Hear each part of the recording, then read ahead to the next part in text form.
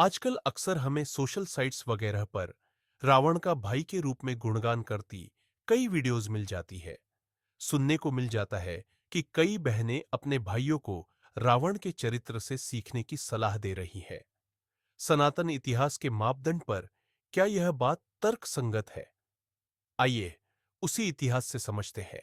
रावण की सगी बहन शूर्पणखा के पति का नाम विद्युतजिह्व था। वो कालकेय नाम के राजा का सेनापति था। रावण जब विश्व युद्ध पर निकला तो कालकेय से उसका युद्ध हुआ। उस युद्ध में रावण ने विद्युतजिह्व का वध कर दिया। तब शूर्पणखा ने मन ही मन रावण को श्राप दिया कि मेरे ही कारण तेरा व तेरे कुल का सर्वनाश होगा।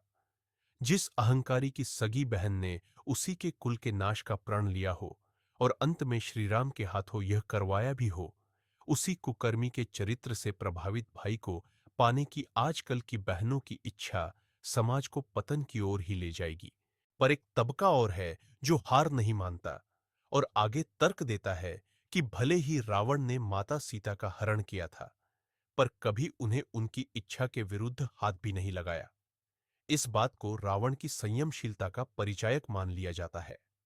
जबकि इसका भी एक विशेष कारण है कि क्यों रावण की कभी ऐसा करने की हिम्मत नहीं हुई। विश्व विजय करने के लिए जब रावण स्वर्गलोक पहुंचा तो उसे वहां रंभा नाम की अप्सरा दिखाई दी। अपनी यौन इच्छा पूरी करने के लिए रावण ने उसे पकड़ लिया। तब उस अप्सरा ने कहा कि आप मुझे इस तरह से स्पर्श न करें।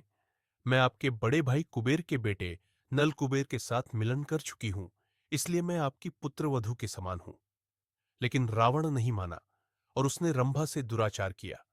यह बात जब नलकुबेर को पता चली तो उसने रावण को श्राप दिया कि आज के बाद रावण बिना किसी स्त्री की इच्छा के उसको स्पर्श करेगा तो रावण का मस्तक 100 टुकड़ों में बंट जाएगा।